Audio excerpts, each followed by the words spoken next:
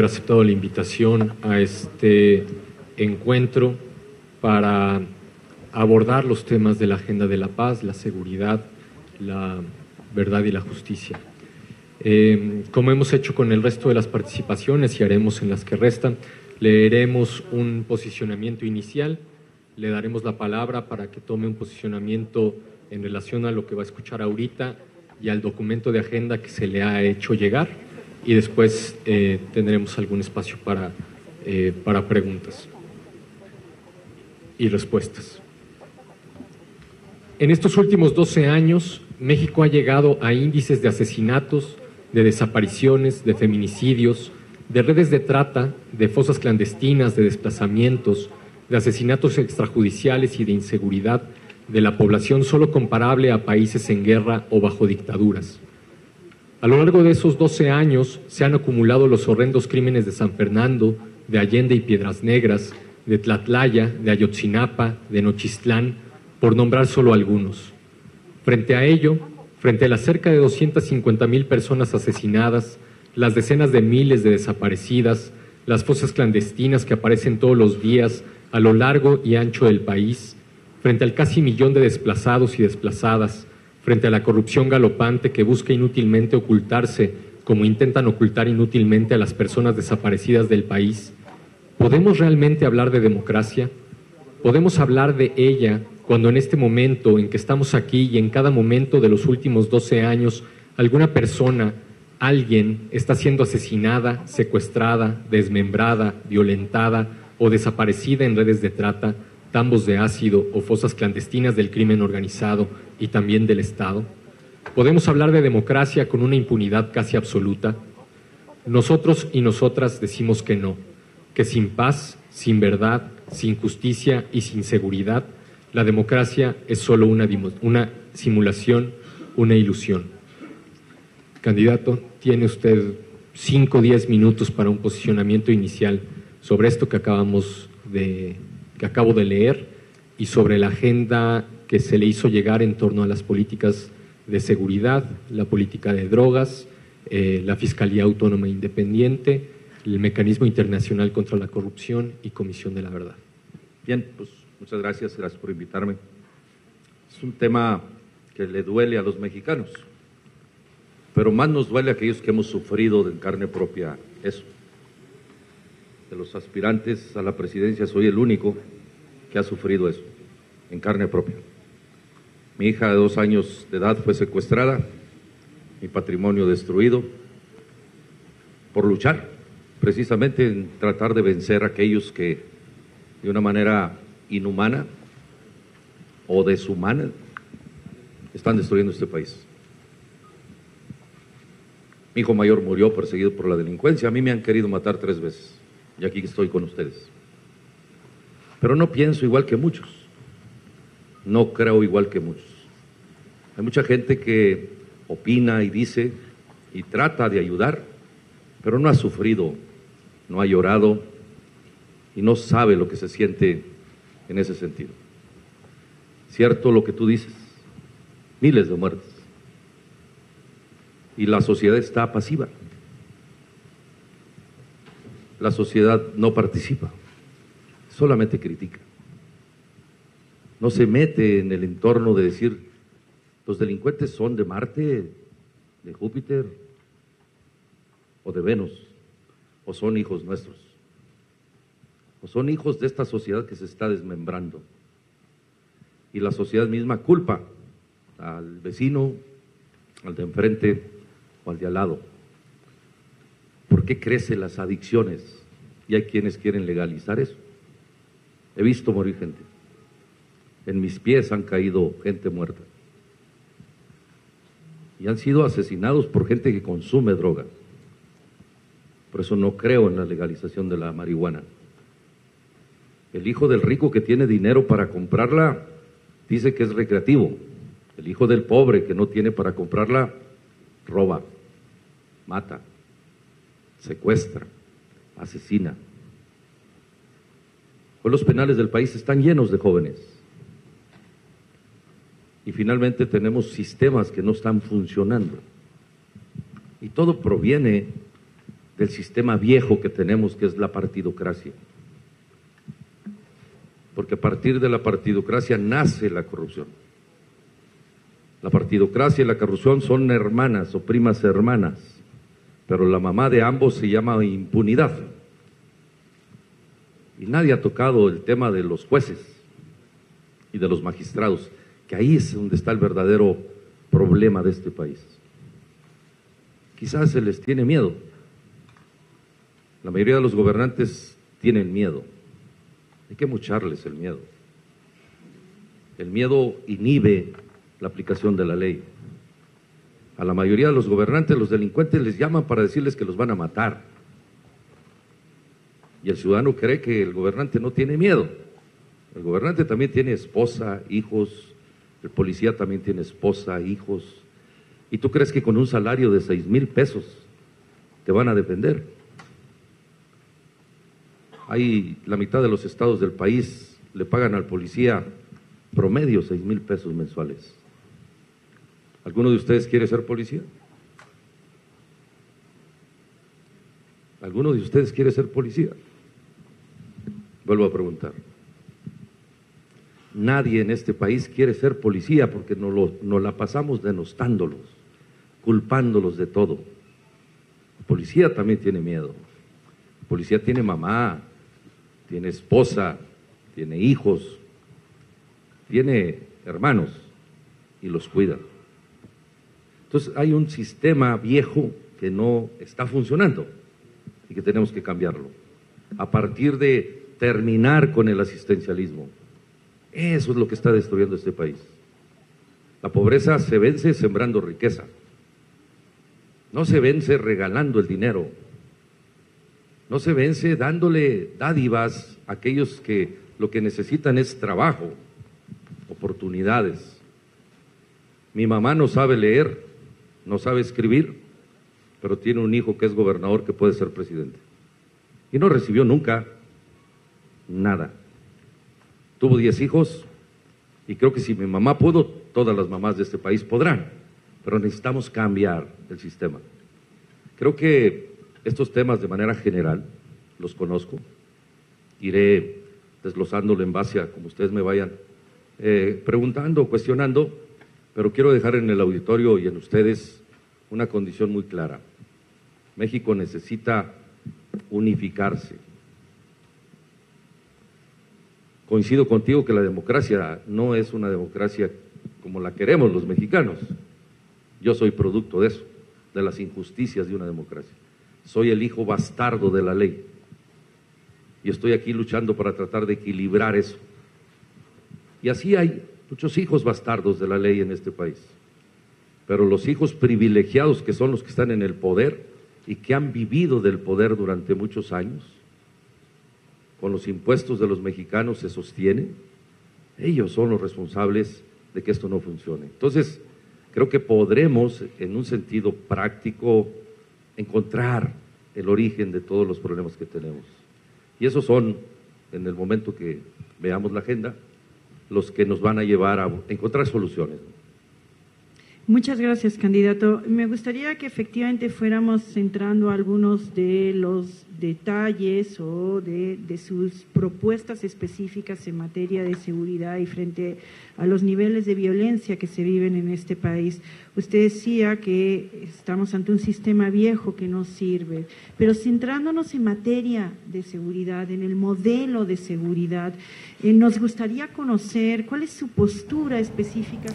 Ya ha concluido el planteamiento inicial de Jaime Rodríguez Calderón, el Bronco, candidato presidencial independiente en el foro Diálogo por la Paz y la Justicia, la agenda fundamental, y sigue ahora una sesión de preguntas y respuestas e intercambios de opiniones entre la moderadora y el moderador con el candidato, y luego habrá una ronda de conclusiones y el planteamiento final del Bronco. Y es todo por el momento aquí en el Financiero Bloomberg, pero seguimos en las redes sociales con esta participación y luego con el resumen final de los segmentos más relevantes de su discurso. Ahora volvemos al Financiero Bloomberg cuando comience la participación del candidato José Antonio Meade, pero mientras tanto estamos en Twitter y también en Facebook por el Financiero. Nuevo León es el único estado del país que está creciendo en el número de policías. Creo que es necesario tener al ejército, no hay otra forma. Si lo hubiera, obviamente que sí sería bueno regresarlos, pero no existe. Desafortunadamente no existe. Me gustaría que el ejército estuviera haciendo sus tareas para las que fue formado, pero desafortunadamente no tenemos en este momento quien supla la actividad de la seguridad pública. Tenemos que trabajar intensamente para el tema del reclutamiento. Les dije hace rato, les pregunté aquí al auditorio, nadie quiere ser policía. He preguntado por todo el país quién quiere ser policía y nadie quiere ser policía. Y eso evidentemente nos tendrá que llevar a modificar el sistema educativo del país, para empezar a tener materias desde el origen, desde la primaria, que permita que el niño y el joven empiecen a ver la posibilidad de ser policías, en el nuevo esquema de un policía responsable, un policía honesto, que permita que las cosas se den. No existe policía. La policía que se tiene en los estados es insuficiente. Les digo, el caso que conozco, Nuevo León, que estuve gobernándolo por 2 años y medio, nosotros tenemos 7,500 policías, deberíamos de tener 15,000. Y hemos hecho esfuerzos por reclutamiento, tenemos la universidad, hay que construir una universidad de ciencias policiales. En Nuevo León tenemos una, y eso nos permite que los jóvenes de Nuevo León empiecen a querer ser y entrar a esta educación profesional que permita que tengamos una profesionalización en nuestra policía. En todo el país creo que es insuficiente. La nueva ley de seguridad interior es necesaria, no tenemos otra alternativa. En su posicionamiento inicial, candidato, usted habló de un sistema viejo que es necesario cambiarlo. En relación a eso, ¿cuál sería su modelo de seguridad para enfrentar la crisis que estamos viviendo? ¿Cuál sería el papel y la manera de no solamente de incrementar el número de policías, sino ese esquema de policías, su evaluación, su certificación? Nos gustaría conocer algunos detalles al respecto. Nosotros, por una experiencia personal de mi actividad, evidentemente política, llegamos al gobierno de Nuevo León, bajamos el índice de delincuencia organizada y luego se nos subió los delitos del fuero común, porque la preparación que hicimos a nuestra policía fue reactiva por los tiempos que vivimos en todo el país, que estamos viviendo en todo el país, de reaccionar a la delincuencia organizada. Entonces estamos preparando a nuestra policía de manera reactiva.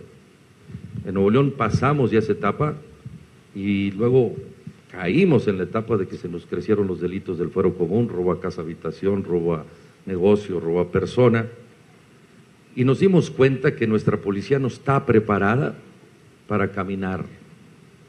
Cambiamos el sistema. Contratamos una empresa que tiene un sistema que se llama Comstat, que eso es lo que haría en el país, para poder preparar a nuestra policía, identificar los problemas que tenemos desde el origen, que es básicamente en los lugares en donde tenemos el índice delictivo más alto, y empezar a trabajar en la profesionalización en la calle. Creamos una nueva policía que se llama Guardia Civil, preparada precisamente para la proximidad, menos agresiva, es decir, el uniforme negro de un policía asusta, nadie abraza a un policía, todo el mundo le tenemos miedo a un policía por el arma, por lo que los vestimos como Robocop, ¿no? Entonces hoy creamos una policía, que es mi criterio de traer a los mejores del mundo. En México, escuché aquí a los que me antecedieron, todos coincidimos que el problema principal de México es recuperar la tranquilidad y vencer la inseguridad. Y creo que una forma de hacerlo es contratar a los mejores. Los políticos no son buenos para eso. Se ha demostrado en el camino que el área de seguridad está en la Secretaría de Gobernación, es una parte equivocada, que la Secretaría de Gobernación debe ser eminentemente política y de buscar enlaces con la sociedad civil. Y el tema de seguridad tiene que ser un tema en el que el presidente se dedique personalmente a estar dirigiendo con los expertos lo que tengamos que hacer.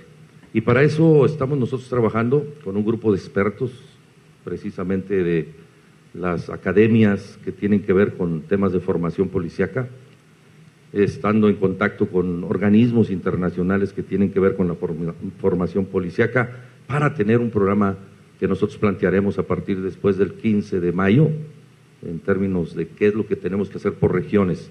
No podemos hacer un programa nacional de seguridad, tenemos que hacer programas regionales de seguridad. Hay estados como Michoacán, como Oaxaca, como Guerrero, como el norte, en el caso de Chihuahua, que está hoy con problemas, en el Bajío, con León, que está teniendo problemas, el tema de Guanajuato, y lugares como Reynosa, Laredo, Matamoros, en Tamaulipas, que no ha terminado de crecer la violencia.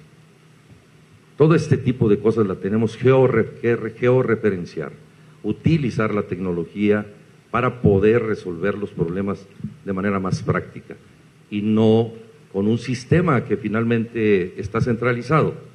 El Sistema Nacional de Seguridad es estadístico, no está funcionando. Medimos delitos, pero no decimos las respuestas, las soluciones, ¿no? Entonces, prácticamente tenemos que hacer eso. ¿Qué? Perdón. Mencionó que la Ley de Seguridad Interior es necesaria. Ha habido muchos cuestionamientos en relación a transparencia, en relación a la posibilidad, bueno, a la que ahora es legal, de que los militares hagan labores de inteligencia. En todos sus términos actuales, ¿usted ve necesaria la Ley de Seguridad Interior? Un delincuente hay que seguirlo a como dé lugar. No podemos dejar que el delincuente nos genere miedo. La inteligencia es necesaria. Todos los gobiernos tenemos eso en nuestras constituciones locales también. Y no hay el temor, y en eso tienes razón, de que el ejército pueda utilizar este método para la sociedad civil o para aquellos que políticamente no son afines a un sistema. Creo que eso no pasaría. Más bien yo creo que son precauciones que tiene la sociedad o algunos organismos de la sociedad civil respecto a eso. Pero en el caso de Nuevo León, como te digo, a nosotros nos ha funcionado esa relación que tenemos con el ejército, en donde el gobernador coordina los esfuerzos, no el ejército. El ejército se pone a disposición de los gobiernos y creo que eso ayuda a suplir lo que te dije hace rato, el déficit. Y creo que si hubiera eso en la ley, que no la he visto que sea así, pues la ley tiene sus candados, evidentemente, y tiene sus elementos que no deben de aplicarse en donde no corresponde, que no sea la seguridad pública que se necesita para que la gente esté tranquila. Un delincuente hay que detenerlo a como dé lugar, y eso avala, de acuerdo a lo que usted está planteando, la presencia de los militares en las calles. Y sin embargo, lo que hemos presenciado en los últimos años son casos sistemáticos de violaciones de los derechos humanos por parte de los militares. ¿De qué manera usted plantea hacer frente a esa situación? Es decir, ¿cómo poder evitar lo que llevamos años viviendo y que están sustentados por comisiones de derechos humanos, por organismos internacionales? ¿Cómo evitar que el atacar la delincuencia lleve consigo el acabar con un Estado de Derecho y sobre todo con la Defensoría de los Derechos Humanos? Creo que hay que tener cuidado en eso, también cuidado en la generalización. Cierto que ha habido casos que han pasado en México en donde ha habido excesos de algún miembro del ejército, no del ejército en sí. Y esos pues están siendo juzgados, evidentemente. Y la parte importante que se tiene que hacer es que tengamos nosotros, yo en lo particular te diré que en mi experiencia como gobernador, hemos hecho un plan completo para que el ejército solamente tenga funciones en ciertas cosas. Y la policía nuestra acompaña al ejército. Es una parte que creo que en el camino fuimos aprendiendo a partir de todos esos comentarios que haces, en el que tiene que haber un acompañamiento. El ejército no está preparado para temas de seguridad pública. Se hizo por una emergencia que tuvo el país y que hoy tenemos que prepararnos, insisto, en el reclutamiento de policías. A mí me gustaría regresar al ejército, siempre y cuando tengamos la policía suficiente para que el país no necesite el ejército en temas de seguridad pública. En términos de política de drogas, ya mencionó usted al inicio de esta conversación que está en contra de legalizar el consumo de marihuana. Desde la perspectiva también de varios organismos internacionales, esta política de drogas ha fracasado. Si usted no está de acuerdo en la legalización del consumo de cannabis, ¿cuáles serían, para conocer mejor, cuál sería su estrategia frente a la política de drogas y la vinculación que ésta tiene con la crisis de seguridad que vivimos? Dije hace un momento que el tema del consumo de droga en México hay que diferenciarlo. No podemos hablar del consumo de drogas de manera generalizada, hay que diferenciarlo. ¿Cuántos de los que están aquí conocen a alguien que consume marihuana? Bien. ¿Cuántos de los que están aquí conocen a alguien que consume anfetaminas? ¿Cuántos de los que están aquí conocen a alguien que consume cocaína? Si observas, son los mismos. Son los mismos que conocen a alguien. Y entonces el consumo de drogas, si tú me estás hablando en términos de marihuana, bueno, hagamos un plan para eso. Y si me estás hablando del consumo del resto de drogas que son también sumamente adictivas y riesgosas, tendríamos que hacer un inventario. Es algo que no te ha hablado nadie, y yo lo estoy intentando en Nuevo León, a través de las escuelas, a través de las universidades.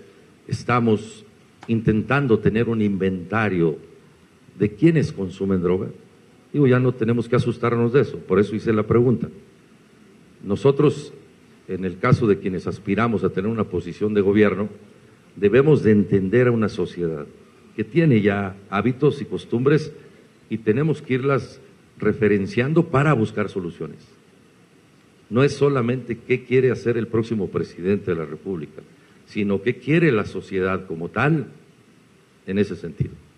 Si nosotros encontramos esa referencia de cuánta gente en México consume droga, podríamos estar hablando de la importancia que tiene hacer una política en ese sentido.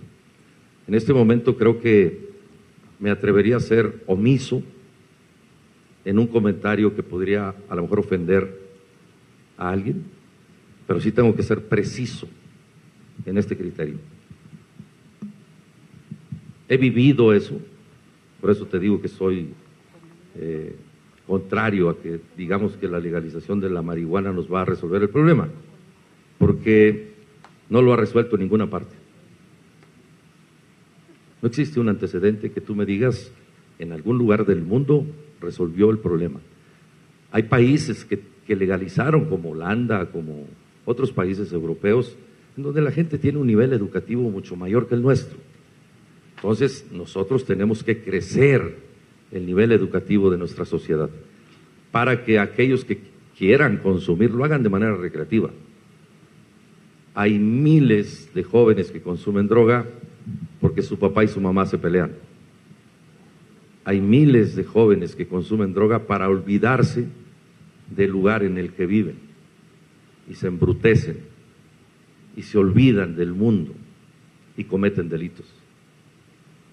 Hay orígenes de eso: la violencia intrafamiliar, la pobreza, la falta de oportunidades. Y entonces nosotros en Nuevo León lo que hicimos fue crearles oportunidades.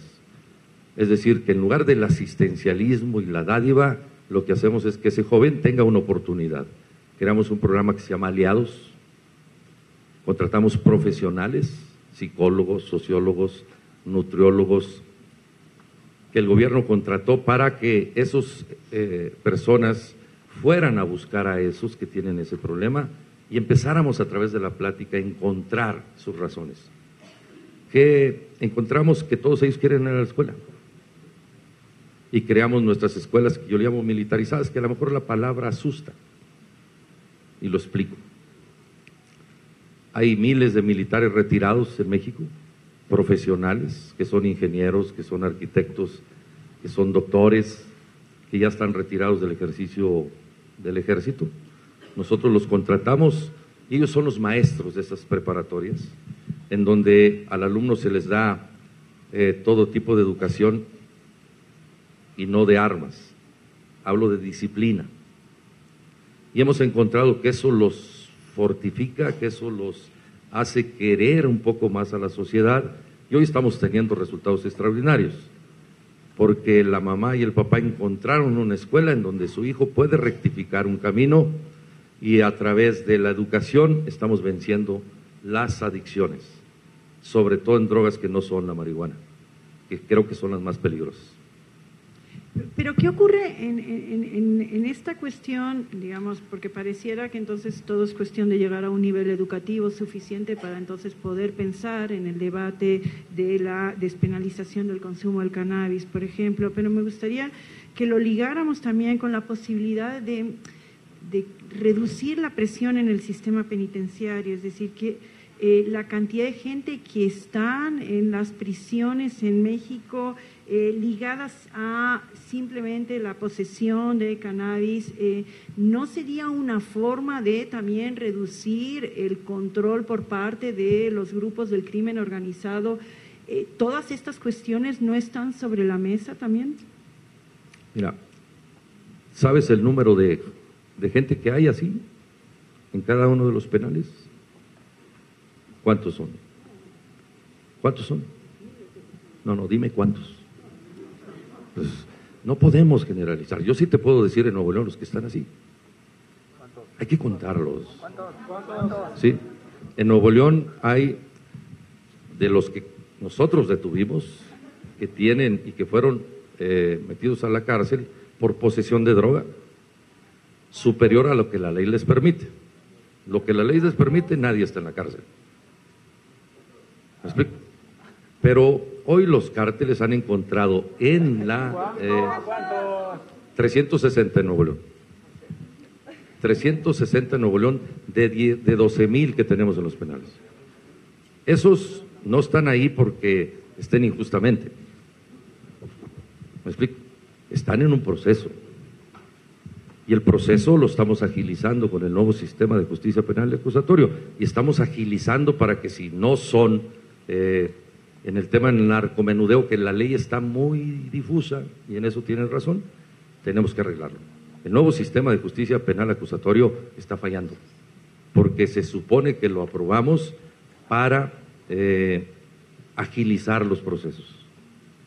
Y ahí estamos encontrando un cuello de botella, que tienes razón, que hay que ampliarlo, hay que abrirlo, para que no exista ese tipo de personas apresadas y que puedan estar de una manera quizás en rehabilitación, quizás en una custodia domiciliaria podría ser. En Nuevo León estamos migrando a eso, a las custodias domiciliarias, de tal forma que el papá y la mamá puedan con su hijo platicar y rehabilitarlo o encontrar una manera de poder mejorar su condición. Pero tenemos que contarlo, te lo diré. Yo no quiero decirte que sé de todos los penales de todo el país, conozco los de Nuevo León.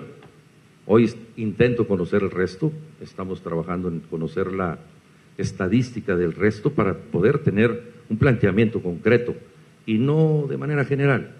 Cada región tiene una circunstancia, cada parte del país tiene una circunstancia que tenemos que verla con objetividad y no quedarnos como siempre en la propuesta que luego no se va a cumplir.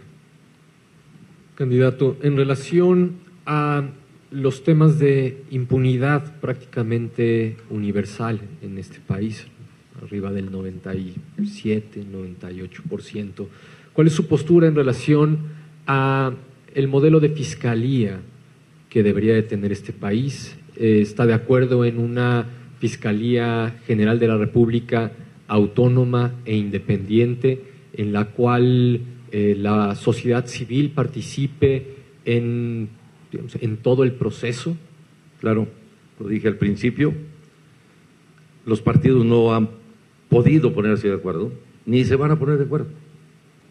Los que vinieron aquí con ustedes les dijeron que sí, pero no lo hacen en el Congreso. Nuevo León es el único estado del país que ya la tiene y no intervino el gobernador. Participaron la sociedad, fueron quienes recibieron las propuestas de quienes querían ser el fiscal general autónomo, el fiscal anticorrupción y el fiscal de delitos electorales. Se hizo un proceso casi de 6 meses en donde no intervino el gobierno. Posteriormente a esas decisiones que tomaron las organizaciones y las academias y las universidades, en el caso de Nuevo León, los organismos inclusive de la sociedad civil, empresariales, académicos, organizaciones no gubernamentales, se creó una gran comisión. Esa comisión revisó los currículums, los antecedentes de todos los que querían participar y terminaron de más de 120 que se inscribieron en 26 que fueron al Congreso. Se hizo una comparecencia general, el Congreso decide 4 y de esos 4 le envían al gobernador 4, el gobernador se los regresa a los 4 diciéndoles que no es facultad del gobernador escoger, de los 4 tenía que escoger 3, regresarlos al Congreso. El gobierno decidió regresar los 4 son excelentes, y lo regresamos al Congreso y el Congreso decidió 3, 1 por cada posición. Y hoy tenemos una Fiscalía General Autónoma que no intervino el gobierno, hoy tenemos una Fiscalía Anticorrupción que no decidió el gobierno, y hoy tenemos una Fiscalía de Delitos Electorales que no decidió el gobierno. Yo no intervendría si soy presidente en esa decisión, que sea la sociedad civil. E inclusive yo metí una iniciativa de ley en el Congreso de Nuevo León que me parecía insuficiente que solamente las organizaciones decidieran y que fuera un fiscal electo por la sociedad. Creo que México tiene que migrar a eso. Me dijeron que no se podía, nosotros no pusimos objeción y finalmente tenemos hoy ese fiscal. Yo estoy a favor de que haya un fiscal autónomo en la que no intervenga el presidente, ni nadie del gabinete. Candidato, me gustaría que pasáramos a un tema vinculado a la cuestión de la violación de los derechos humanos y de lo que está ocurriendo, o sea, con la persecución de los delitos. Usted ha mencionado antes que, bueno, que no se debía generalizar y sin entrar aquí en una competencia de cifras, sino más bien poner en la mesa de la discusión el hecho de que las organizaciones de la sociedad civil consideran que las condiciones que existen en nuestro país no son suficientes para garantizar la posible investigación de los casos de violaciones de derechos humanos y de ciertos delitos que incluso puedan involucrar a las autoridades estatales. En ese sentido, plantean la necesidad de recurrir a un mecanismo de carácter internacional que pudiera ser responsable con expertos nacionales y extranjeros, pero que pudiera ser responsable de este proceso. ¿Estaría usted de acuerdo con la creación de este mecanismo internacional? Claro, totalmente. Creo que es importante que migremos a que nos fiscalicen, nos investiguen, y así podríamos generar eso que yo le llamo temor a no hacer las cosas, y que podamos en cierta medida migrar de un país que más bien hacia su interior, sino que tengamos inclusive ir a lo que decíamos hace rato, lo que comentabas, de ir recuperando el prestigio que México necesita en estos temas. Creo que tenemos que acudir a eso y tenemos que aceptarlo, eso nos ayudaría mucho. ¿Estaría usted dispuesto a conformarlo en el momento en que llegara a la presidencia de la República? Totalmente, totalmente. Parece importante también para la sociedad civil en este tema la posibilidad de que este mecanismo contra la corrupción abarcara además las violaciones graves a los derechos humanos, que pudiera investigar al respecto y también que tuviera el perfil necesario para perseguir esos delitos. ¿También estaría usted de acuerdo en eso? Totalmente, creo que debe haber una total autonomía en esa decisión. Creo que los funcionarios públicos, todos, tenemos que someternos a eso, desde el más pequeño hasta el presidente, incluyendo gobernadores, diputados, todo lo que tiene que ver en el servicio público. Creo que eso haría que más rápido lleguemos a vencer la impunidad, que es, creo, la madre, les dije hace rato, de todos los problemas. Que la propia autoridad fiscal investigue lo que sea necesario investigar y que no haya esa pared de complicidad que existe entre los poderes, ¿no? Es decir, hay un poder legislativo palero del sistema, hay un poder judicial palero del sistema, y aquí lo que tenemos que hacer es que haya un verdadero separación de ese poder. Un fiscal va a ser un fiscal investigador, pero tenemos un sistema, el Tribunal Superior de Justicia también está podrido. No es solamente el fiscal, ¿eh? El fiscal podrá tener la autonomía, pero si no tiene un ejercicio de jueces y magistrados honestos, pues de nada sirve que investigues y ahí va a volver a caer la impunidad. Entonces tenemos que cambiar, y yo sugeriría, evidentemente para próximas reuniones, si ustedes me lo permiten, todo un proceso que nosotros vamos a plantear, cómo cambiar el sistema judicial. No solamente el tema de la fiscalía o el tema de investigación. El fiscal solamente te va a tener facultades para investigar, no para procesar. Quienes procesan son los jueces y los magistrados, y eso no se está tomando en cuenta en esto. Quería yo hacer mi sugerencia, que pudieran ampliarlo, porque vale la pena, porque yo viví esa circunstancia en Nuevo León. Nosotros investigamos el anterior gobierno a través de nuestros fiscales, pero nos topamos con los jueces. Todos los funcionarios anteriores del gobierno tienen órdenes de aprehensión, pero en este país es muy fácil comprar un amparo. Desafortunadamente tú puedes andar con un amparo bajo el brazo y ya no te pueden procesar. El nuevo sistema de justicia penal acusatorio tiene el muro del amparo, y eso evidentemente lo sabe cualquier delincuente, y más el funcionario público que conoce a perfección los procedimientos que establecen en la ley. Y es una pena y una vergüenza que se juzgue, pero que no se recupere el patrimonio. Y eso también es un ejercicio que creo que no hemos hecho y que tenemos que hacerlo. En esa reforma institucional y con los planteamientos que está usted haciendo, a mí nos gustaría entender bien cómo, digamos, cuáles son los ejes vertebradores de su agenda en materia de derechos humanos, en dónde quedan los derechos humanos frente a un mantenimiento de las leyes de seguridad, frente a la mantenimiento de los militares en la calle, pero al mismo tiempo recurriendo, entiendo, dice a las comisiones internacionales, a los organismos internacionales o comisiones de la verdad. ¿Cuál es su agenda en materia de derechos humanos? Mira, ubicar el delito. La mayoría de los mexicanos tienen también esa decepción sobre la defensa que hacen los derechos humanos al delincuente. ¿Quién defiende a las víctimas? Hay 120,000 madres de este país por sexenio que perdieron un familiar y nadie las defiende. Para ellos no hay derechos humanos. Y de repente alguien que tiene el ejercicio de protestar o de quejarse de algo, todos los organismos van y lo defienden. Conozco muchas madres de familia. Mi esposa o mi exesposa sigue llorando la muerte de su hijo. Claro, porque finalmente tenemos entonces que ver. Por eso a veces mi choque o quizás mis comentarios de repente se ven así medios burdos o rudos, pero la verdad es que tenemos que buscar el equilibrio del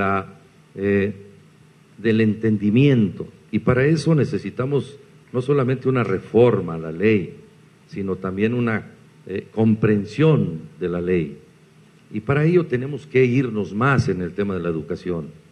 Quiero expresarte que he estado intentando, al menos en Nuevo León, en el caso de Nuevo León, nosotros lo puedes preguntar con nuestra presidenta de la Comisión de Derechos Humanos, que está muy enlazada con la Comisión de Defensa a la Víctima, que Nuevo León está trabajando, y que el ejercicio también de la Procuraduría trabaja en conjunto, y se han hecho esfuerzos. Sin embargo, cuando hay esa rayita que de repente rebasamos de un lado a otro, tenemos problemas.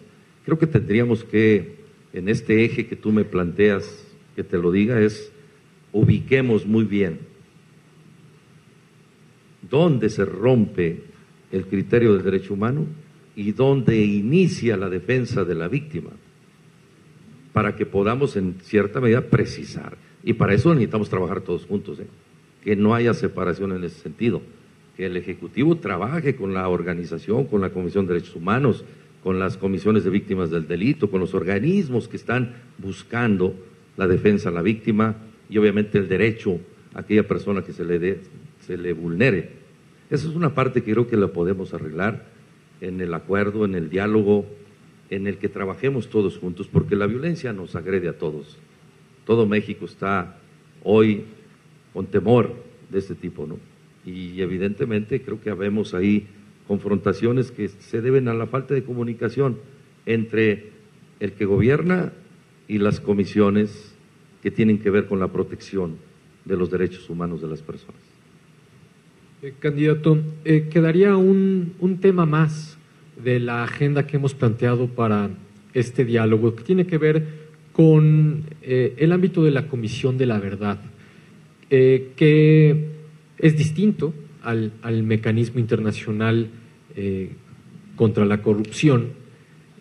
Y le plantearíamos a usted, quisiéramos conocer su opinión, si de llegar a la presidencia de la República, usted vería como necesaria e impulsaría una comisión de la verdad que investigara las violaciones graves a los derechos humanos de los 12 años más recientes, por lo menos, pero además ayudara a generar nuevas narrativas sobre lo que ha sucedido en esta guerra, en quiénes son las víctimas, cómo ha sido este proceso hacia un proceso de pacificación. Si estuviera de acuerdo, ¿por qué sí y cómo se lo imagina? Y si no estuviera de acuerdo, igual, ¿por qué y cómo se imaginaría? Creo que sí, México merece la tranquilidad, el regreso a la felicidad, y tenemos que saber la verdad.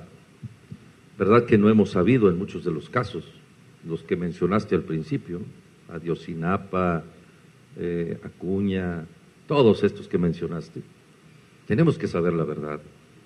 Al saber la verdad, cualquiera que sea, podremos mejorar la condición del país. Y tenemos que, evidentemente, privilegiar el derecho de la víctima. Tenemos que regresarle al menos ese sentimiento a la mamá que no encuentra a su hijo, que sabe que ya existe en alguna parte. Y para eso sí, estoy de acuerdo que se haga y que no intervenga el gobierno. Que sea una comisión que el gobierno esté de acuerdo, pero que el gobierno no la manipule, no la maniobre, no la conduzca. Porque de nada sirve formar una comisión para que le aplaudan al Ejecutivo en turno, como ha sucedido con muchas cosas, y siempre se detiene esa condición. Creo que hay ejemplos en el mundo, ¿no?, que se pueden tomar para que pueda de esa manera, inclusive no solamente hacerlo como un acuerdo o un decreto, sino que lo hagamos en la ley. Y yo creo que todo mundo estaría de acuerdo en ese sentido, si le empujamos todos, ¿no? Y estoy de acuerdo en ello. Candidato, ya para ir cerrando, le voy a hacer una última pregunta que se la hemos realizado a todos los candidatos que han estado en este foro, y posteriormente, contestando a esa pregunta, podría enlazarlo con un cierre por su parte o reflexión final por su parte. La pregunta es la siguiente: de ser electo, ¿aceptaría tener una reunión similar a esta una vez calificada la elección el 17 de septiembre con agenda particular sobre desaparecidos, política migratoria, pueblos indígenas, trata, feminicidios y desmantelamiento patrimonial y financiero del crimen organizado? Claro que sí, totalmente de acuerdo, porque creo que vale la pena que todos trabajemos en evitar todo eso, ¿no?, y en resolver y reducir ese tipo de afectaciones a las personas. Es importante que el próximo presidente, el que sea, yo en lo personal te lo aseguro, estoy dispuesto a hacerlo, porque nosotros lo que pretendemos es, llegando al gobierno, rodearte evidentemente de los que conocen y le entienden a cualquier cosa que esté afectando el desarrollo del país. Y una de las cosas que más afectan el desarrollo del país es esto, la intranquilidad, el enojo, la molestia de que las cosas no se hagan como se deben de hacer para poder evidentemente recuperar la tranquilidad de toda la sociedad mexicana. Totalmente de acuerdo. Voy a terminar con el ejercicio de mi cierre. Espero que con esta plática evidentemente no van a conocer todo mi pensamiento. Es muy difícil que en una hora yo pueda generarles a ustedes confianza. Y más por todo lo que se pueda decir o no decir a través de muchas cosas. Sí les aseguro que hay algo que me mueve. Yo no estoy aquí para buscar la banda presidencial. No me importa. No me interesa. Si yo llego a ser presidente, esa banda la voy a mandar al museo y le voy a poner un letrero que diga: no se la ponga porque se enferma. Estoy aquí por una promesa que yo tengo, que me mueve desde hace 9 años. Podría estar ahorita con mi esposa abrazándola y rascándole la panza a mi hijo Emiliano, que me necesita, tiene 5 años. Y decidí ir a la adversidad de ser candidato independiente porque es una adversidad. No es algo sencillo, no es algo práctico. Tratar de vencer a un sistema que está viejo, caduco, obsoleto, podrido. Cuando tienes todo un sistema que tienes que derrumbar. Pero lo quiero hacer sin la confronta. Lo quiero hacer convenciendo a la gente de manera individual. Que la gente me conozca, no me va a conocer en 4 meses. Pero sí puedo intentarlo a través de lo que siempre uso, que es la red social.